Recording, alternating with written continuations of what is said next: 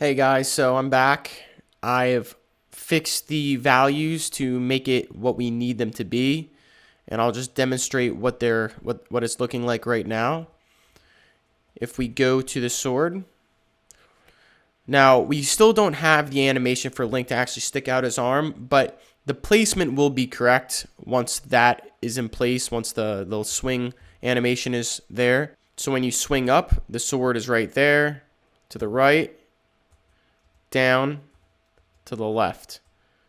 And that's what we want. So of course we have all these swords on the screen. We need to get rid of these as well, but we got it appearing, which is good. Here are the values for both the system.js and the weapons.js. Feel free to pause the video and to go through each value. It took just trial and error for me to get this just perfect. Take your time, go through this, look through each one. I changed both down, left, up, and right in the system.js, and I changed it in the weapons.js as well. So pause this video, and when you've finished, you can continue. And now that that's done, we can just get rid of the entity that's being created immediately after it's been displayed. In order to properly remove this entity, now we need to store this entity somewhere while it's being used. And we're going to use the existence of this entity to determine if we need to render the sword or if we need to be getting rid of the sword. So I'll show you what I mean. We currently have our component active. We currently have our active A, and this active A looks like this. It takes the sword1 constant, this object, and we stuff it in here. So it'll have all these values like src rect, name, path, right, damage. We already did this. There's one more property we're going to add, and I'm going to put this into the sword-1 object, and that object is the weapon entity, and it's going to start off undefined, and this is simply going to be the place where we're actually holding the entity once it's created. So we're going to have weapon entity. That's going to be of type entity. So once this is created, we're actually going to just set inventory active A weapon entity here. And we're only going to do this if inventory active A weapon entity is undefined. So let's take a look at what we are doing currently. And what's going to happen is we're only going to be able to make one sword. You see that? One sword has been created. However, we can't make multiple swords because the weapon entity is now defined. So we will end up setting it to undefined in a bit. And how we're going to do that is simply with an else if at the top of this if statement. So it's going to branch up there. So else if. So if the weapon entity does exist, but we are not attacking, we want to get rid of it. Okay, so if entity components inventory active A, so we have to set it up like that to make sure that active A is not yet undefined to avoid any bugs. Inventory active A weapon entity. So if this is defined, and entity components animation is attacking A is not true. It's a bit of a lot of logic, but just stay with me. We want to take this entity, get the registry, and we want to access the entities to be removed and push the entity components inventory active A weapon entity, and set this weapon entity again to undefined.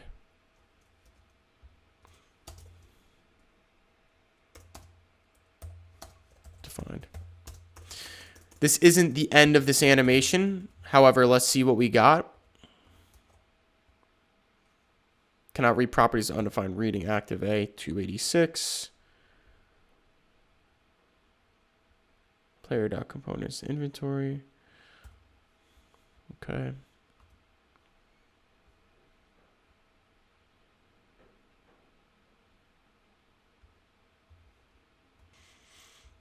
Ah, yes, we need another check. It needs to have components inventory because JavaScript is just annoying like that. Let's see again.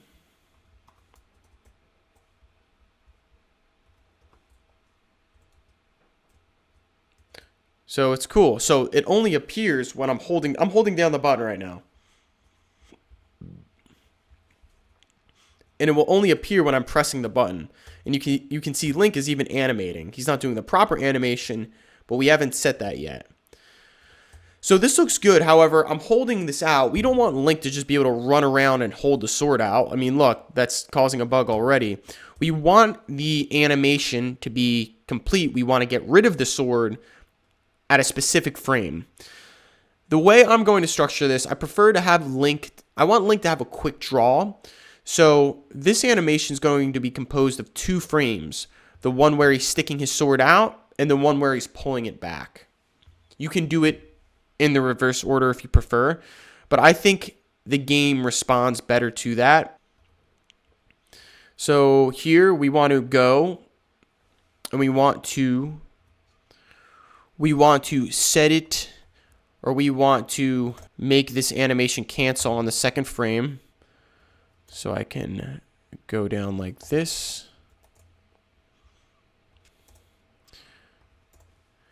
And how we're going to do that is, if you remember, for each animation that Link will perform, we're keeping track of the current frame. So we want the current frame, so entity components, animation, current frame.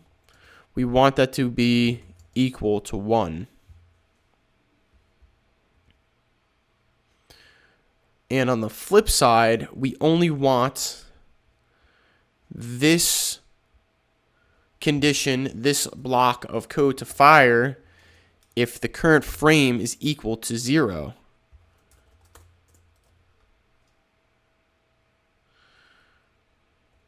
And actually, since I pulled out animation,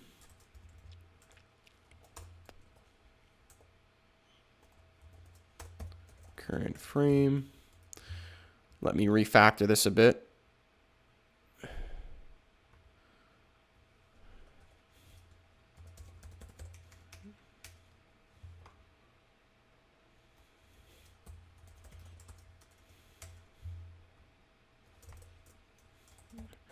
Weapon entity,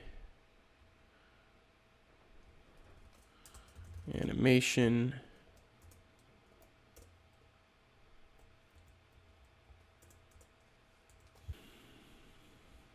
and now everything looks good.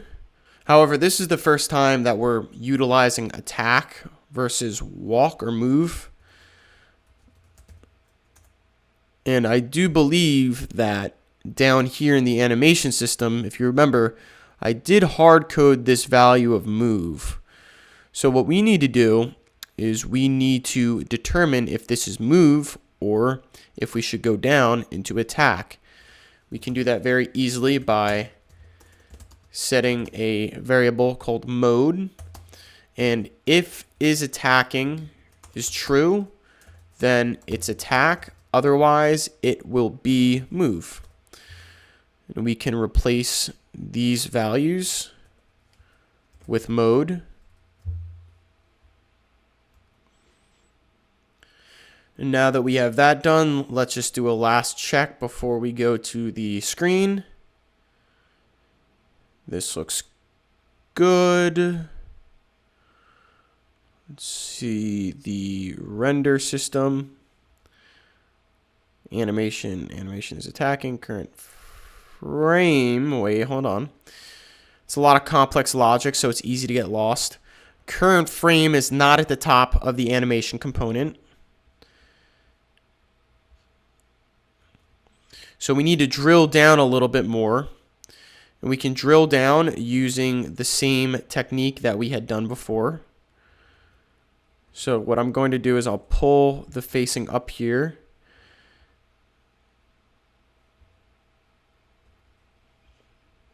We also will need the mode. So const mode is equal to is animation is attacking. If yes, then it's attack. If not, it's move.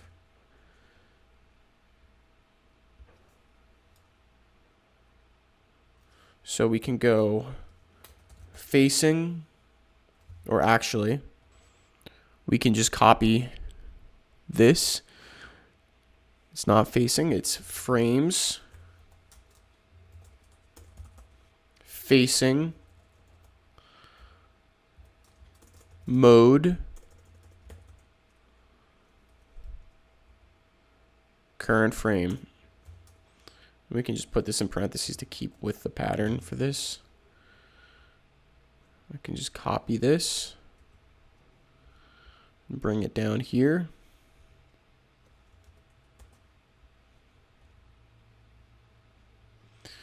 Okay. And we can actually get rid of this because we can just pull it out of the animation component. And I think what I would like to do is I'd like to do a little bit more refactoring because this will return an error if the entity does not have an animation component. The same with an inventory component. So I think what I'll do is I'll wrap all of this into an if statement and inventory.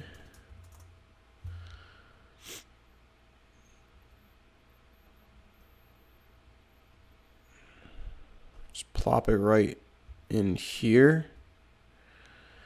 And then we can actually get rid of some of these, get rid of some of the logic in the if statements.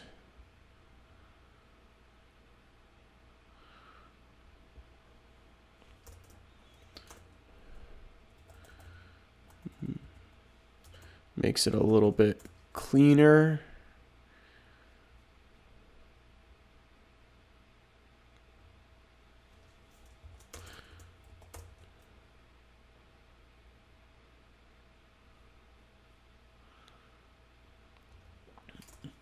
Const inventory from inventory.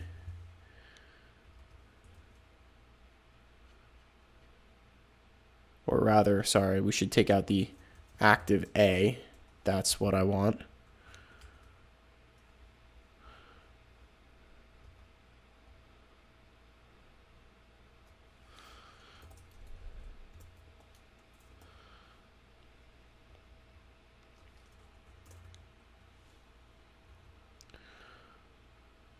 Very good. Okay, that should clean it up a bit. Let's go and see what we got.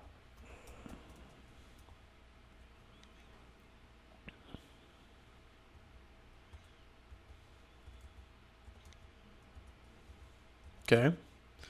It's not perfect, but it's rendering and then being destroyed right after. Not bad. It seems like when we hold down the button, the sword isn't being sheathed later, so we need to fix that. Let's go back. In systems, we should be removing the sword on the second frame, but for some reason it's actually not working. So I think there's a logic issue in here. I see what the issue is. Now, maybe you may or you may not, but let's go through each one of these conditions. So active A and active A weapon entity, we just want to make sure that the sword exists. Okay, that's simple. I'm looking at these two. If we're not attacking, how can we be on the second frame of this? That doesn't make sense. I don't think that actually can work out properly. Let's try adding an OR statement for these two. That looks... Well, let's see how this works. I think this should work. Let's go back. Okay.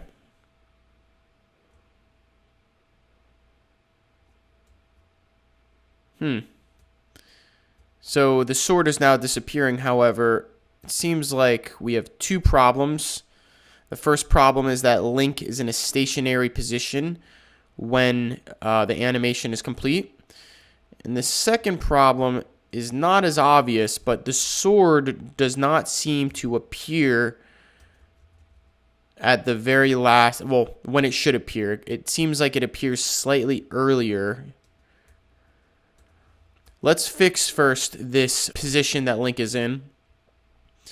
And to do that, I think that will be a simple fix.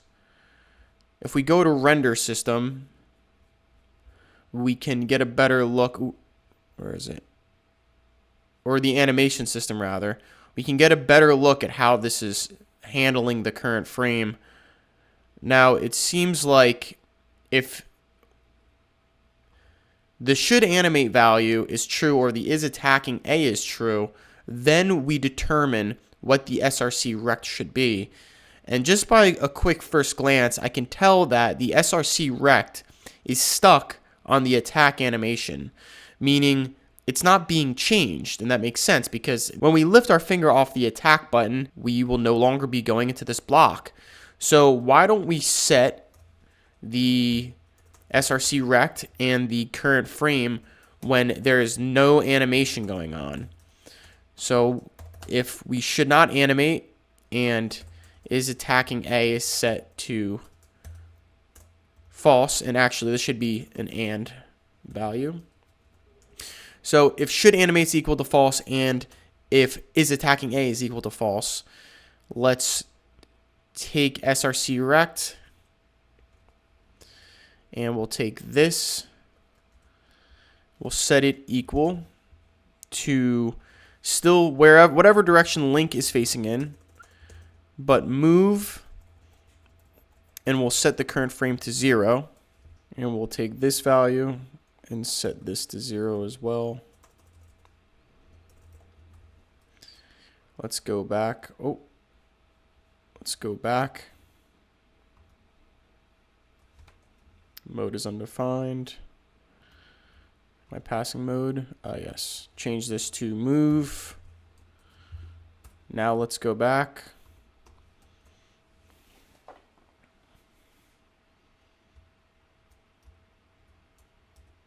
Okay, it seems like Link, he now returns to his stationary walking movement. Okay, that looks pretty good. So we solved one problem. However, we still have a weird bug where this sword, if I press it really fast, this sword doesn't seem to render right when it should. It kind of pops up a little bit earlier. Now, this is a tricky problem. This is something I've encountered in the past as well before too. So I have an idea as to what's going on. Now, in the ECS design architecture, and this is just a guess, I'm going to go to our code editor to see, we need to always render last. We handle the updates of all of the data before we do the rendering. So that includes the position, the movement, and the animation system as well. And I have a feeling that we may be rendering before we're animating, because the sword looks like it's popping up right before the animation begins. And since this is all working synchronously, it's possible that it's being rendered right before the animation, because things happen one after another in a synchronous system like this game. Let's go to index.js. And I see that in the render function, I have the animation system update after the render system. So that's a mistake. I actually, as long as I put it up above, it should fix this issue. But you know what? I want to put this above everything, and I want to put it at the top just to give the system plenty of time to animate Link and his sword. I think that should work and fix our problem. Now, this is only something I know because I have a lot of experience of setting up this kind of design pattern and of programming games. So if this wasn't an obvious thing to you, that's fine. It wouldn't have been obvious to me on the first time that I encountered this issue. Let's see it work again.